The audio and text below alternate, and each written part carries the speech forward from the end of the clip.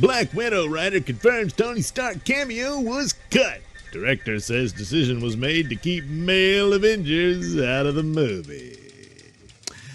Well, here we are headbounding into comics, reporting on Black Widow writer Eric Pearson recently claimed that a Tony Stark cameo was cut from an earlier version of the film's script, while the film's director Kate Shortland revealed that an executive decision was made to ensure no male Avengers would show up in the movie. So there you go. Yeah, I'll link the article down below. This writer appeared on a podcast called Phase Zero, and it's a bit clumsy, but he says there was an earlier script where they were going to use old footage of Tony Stark. So Robert Downey was not going to actually reprise the role in the film, but they were going to make use of that. And I'm guessing they probably ended up using General Ross instead. But I'm not sure what footage they would have used from Civil War, but this is where it takes place, so it makes sense of the timeline of where this happens. This is following the events of Civil War, and she originally was on Iron Man's team, but she switched sides at the last minute there, and so there you are. She's on the run with the rest of Captain America and her, I think, were the only ones. Everybody else went to prison at the end, and all of that. So I guess there was some back and forth between them that they were going to repurpose for this film, or maybe it was extra footage left on the cutting room floor, and they said, hey, we can use that in this and all of that. But the rule came down from on high, no men, because they don't believe in their female characters enough to stand alone, and if another man is there, or another Avenger in this case, which is you see how insulting that is? The whole point of the movie, really, besides it's, misandry, which is, buried in, the real purpose comes in that she's reconnecting with a family after she lost a new family that she felt comfortable with, which was the Avengers. And she lost that. They split up and everything. And now she reconnects with another family that split up from her childhood that she brings back together through a series of the events of the film and all of that. So it stands to reason that this inspires her to not give up on her new family when she, deals with this Black Widow problem in the Red Room and all that. And at the end, spoiler, she gets a Quinjet, and she's going to go back and try to save the team and all that.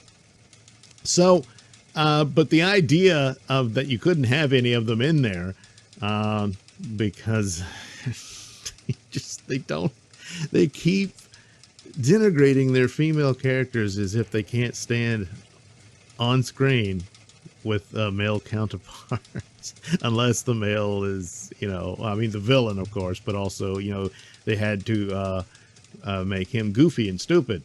Now, it's a 20-year gap between the appearances of his character, but he's a completely different man from the earlier scenes to where we see him coming out of prison. He had been in prison and all that, but you'd have to, I guess, conclude that he got his head bashed in or something because he's just a moron, So that kind of dumb thing. So he's okay, even though he's the only one with superpowers, but he's a goofy idiot.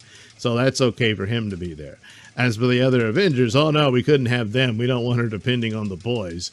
Well, they couldn't even be there just for the purposes of continuity and completion. At the end, Tony Stark kind of surprised me, but I guess, like I said, he probably could have done more of the role that General Ross plays in here, of telling her to turn herself in and all that type of stuff. But at the end, when she gets the Quinjet and all that, it would have been cool if they'd have had Chris Evans sitting there in the jet and let's go get our guys, that kind of thing. And that would be a nice little send off for it. But no, we can't have that. So the idea that apparently they were just going to use some footage of Tony Stark from the previous film, and that's about all it was, but it was cut because of, you fight sexism by being sexist. Over at Marvel now, that's what's, oh boy, yeah, this whole thing. And that's another story. I'm wondering if we can get any confirmation, because it sure looks likely. But anyway, I like so if that's all it was, it's not as bad as what they did to WandaVision. Now the article goes into this. Boy, it sounds similar to what rules the day, because they had already had a story lined up and ready to go for Doctor Strange to be a part of this, and so it would lead to the Doctor Strange movie. Kevin Feige gives some BS, and he talks about that it is BS, and I didn't want to commoditize the. It's exactly what you wanted to do. The whole thing is teased up as a lead-in for the MCU. The whole point of the MCU is that it's the MCU. It's an ongoing soap opera. All the stories are connected and all this sort of thing. That's one of his biggest selling point, really. And so that's what they did. And the idea that, I wanted her show to stand on its own. Well, then you shouldn't have messed with its story. Just having Doctor Strange in there doesn't take away from her. It's her story. Well, it's her story about them too, but really it's her. It's more about Wanda than anyone else. And Doctor Strange showing up wouldn't have changed that. But it does change whatever story they had in mind, because the ending falls flat and fizzles. Characters' personalities change on a dime. It's terrible. So when you want to change something, you got to replace it with something that's just as solid as what you originally had, and they didn't. So I'm wondering, is that what happened to Black Widow? Did they have a more solid script? Because there's a lot of elements in it that's pretty good. It starts off really good. It's, very James Bond-like type storyline, which is, apropos considering Black Widow and all that. But and they try to hide it with silliness, and oh my God. There's a lot of people back still saying, no, it's okay. It's not as bad as others. I don't want to hear about other bad movies. It's got to stand on its own. And there's some elements to it that it's they almost had something, and then something happened. So when it comes to Taskmaster, there were some theories that it was because this is a man in the suit. Seen the photos of the stunt guy doing all the moves and everything, and then it literally looks like the actress was just pasted on. Not even that she's just standing in a padded suit. Maybe she is, but it doesn't look that way. And some of the theories is that this was added in after the fact, and that perhaps the real story was that the Taskmaster was going to be someone else. And one of the candidates was this guy who was her weapons dealer, and that he might have been, and that would have been the shocking thing for her, and that she was betrayed and all that sort of thing. And so if that was the case, then you're gutting a lot of what the original storyline was to fit, a misandrous message, really, or the pleasing of the demands of a misandrous philosophy. Not so much the people on the film, because none of them are really taking credit for it. The writer, the director says, hey, it wasn't me. The executive decision came in and said, and the scriptwriter said, I don't know. I think an early one had Tony Stark in it. Nobody wants to take credit. So, but so it sounds like, this sort of thing is afoot when it initially wasn't. And when you shoehorn things in, it messes up what you could have had.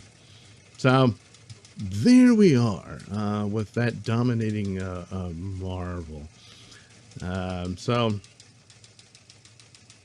it ends here with the business of him saying that he wanted the shows to stand on their own and all that. That's not the case, and that's a lie on its face. And especially since, spoiler, the ending of Loki reveals that apparently taking Thanos' place as the main big villain of the MCU, it will be Kang the Conqueror.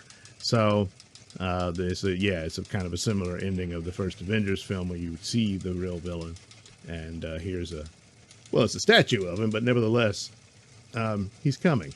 So so to keep up with the overall narrative of MCU, you had to watch Loki and all the shows and stuff, although you probably just needed to watch Loki, and that was it. Or rather, the last episode. That's all you needed.